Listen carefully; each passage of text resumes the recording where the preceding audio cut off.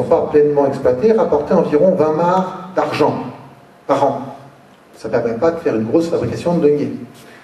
Donc, est-ce que les mines étaient suffisantes pour produire tout le monnayage? D'autre part, est-ce que c'est un monnayage économique? C'est-à-dire une diffusion générale, large de monnaie pour pourvoir au commerce et à la diffusion régionale de monnaie, ou est-ce une arme politique? Car à ce moment-là, le rôle n'est plus du tout le même. La monnaie a très bien pu remplir ce rôle politique à un moment où Bernard et son allié, le comte de Toulouse, doivent lutter contre le pouvoir royal, qui essaye de s'imposer. Car si la première croisade de 1209-1216 a été une croisade religieuse qui visait à extirper le catharisme de la région, la croisade suivante, et on peut plutôt parler de guerre féodale, car c'est son vrai nom, même si elle se cache derrière une croisade religieuse, est une guerre politique qui vise à faire rentrer les seigneurs du Sud définitivement sous la coupe royale en les faisant prêter serment et en les obligeant à rentrer dans le rang. Car, rappelez-vous qu'en 1212, à Navas de Tolosa, le roi d'Aragon a vaincu les troupes musulmanes et que ce même roi est mort à Muret en 1216. Et que c'est à la mort du roi devant Muret que met fin vraiment l'indépendance du sud de la France, qui pouvait choisir encore entre l'Espagne et le roi. Après 1216, elle n'a plus de choix.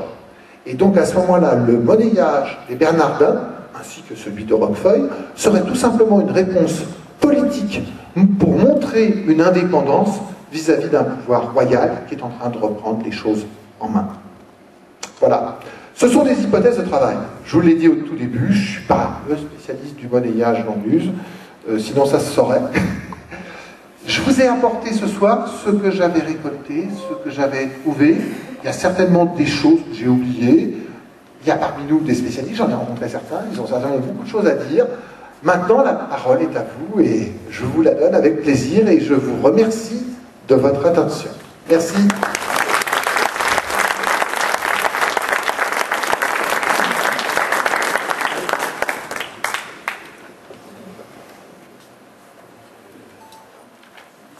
Il y a un deuxième micro. Voilà.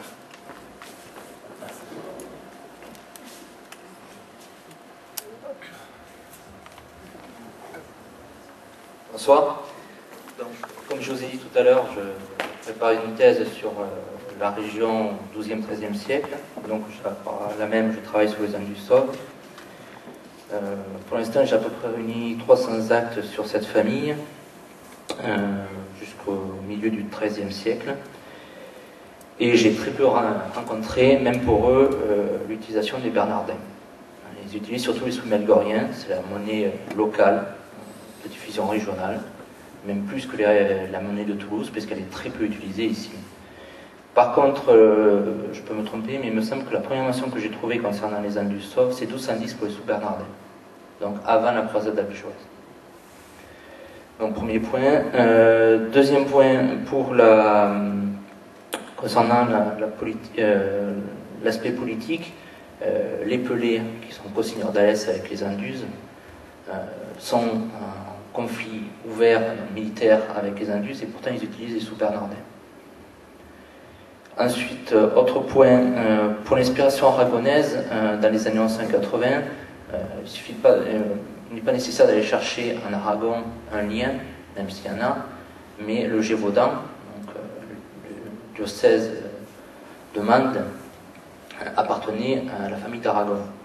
Et le seigneur d'Anduze et de Sauve était vassal des Aragonais pour Mende. Et dans les années 1980, on les trouve dans leur entourage. Et concernant les Roquefeuille, il y a des mariages avec la famille de Montpellier qui sont alliés, et même il y a des mariages avec la famille d'Aragon. Donc il y a de très forts liens entre les deux familles. Ensuite, autre point, concernant les satrapes, alors le terme de satrape n'apparaît qu'une fois dans les actes, en 1054, il me semble, au milieu du XIe siècle. Ça avait été c'était énormément commenté, seulement c'est dans un acte, dans une copie du cartulaire de 5e Bézère, pour un texte qui apparaît, qui apparaît deux fois dans ce cartulaire, deux textes différents mais sur la même donation. Il faut savoir que Saint-Guilhem, au début du XIIe siècle, a perdu son chartrier, ça a brûlé. Donc ils ont récupéré les actes et le cartulaire a été fait à ce moment-là. Et alors que les Anduses, qui avaient des droits sur Saint-Guilhem, réclament ces droits-là, et il y a un conflit ouvert avec l'abbaye de Saint-Guilhem. Et donc ça n'apparaît que dans un acte dont on a une autre copie. Il semblerait que ce soit plus un terme utilisé pour montrer que c'est des seigneurs éloignés, qui n'ont pas de lien avec les Saint-Guilhem, puisque Satrape est un terme oriental, qui n'est pas du tout utilisé ici. C'était très commenté, seulement ça n'apparaît qu'une fois dans une copie, dans une période politique de conflit avec Saint-Guilhem-le-Désert.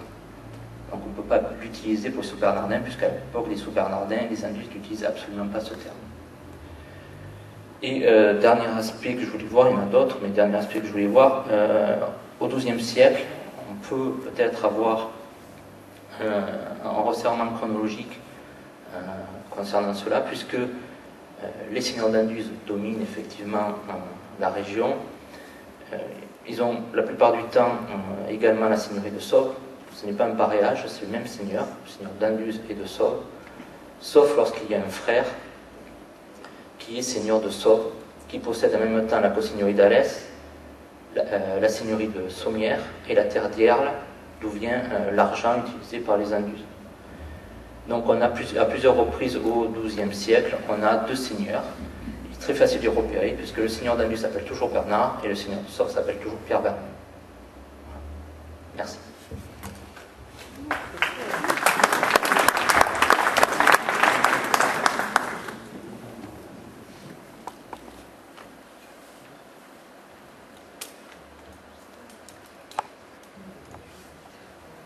Voilà, moi j'aimerais savoir pourquoi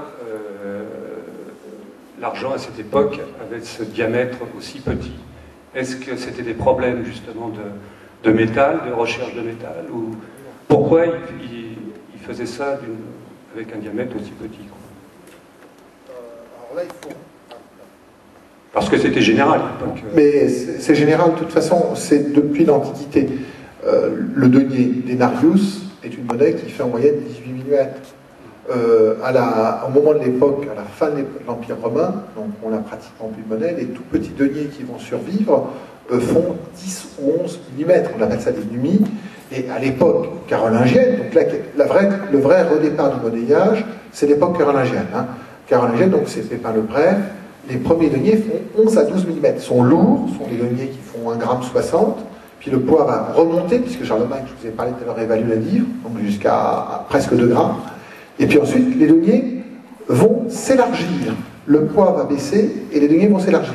Et on a le denier, grosso modo, au Xe siècle, fait 20 mm et pèse 1,20 g. Et ensuite, ça dépend des endroits. Tout à l'heure, vous avez évoqué les sous-mélgoriens, c'est tout à fait normal. Le mélgorien, c'est la monnaie forte, c'est le dollar de l'époque. Il est mieux évalué que le denier tournois. On a toujours eu des monnaies en concurrence, suivant les zones d'influence. Le tournois va finir par triompher, parce que c'est la monnaie du royaume et c'est la monnaie du roi. Mais ce n'était pas la monnaie du roi au départ, c'était Parisie la monnaie du roi. Et pour le sud, c'était le mélgorien. Le toulousain, ou rémondin, était une monnaie importante politique, mais au niveau poids, elle était sous-évaluée et avait un cours, puisqu'à un moment donné, un mélgorien vaut 2 rémondins. Donc le mélgorien était la monnaie très forte. Ça, c'est vraiment l'explication.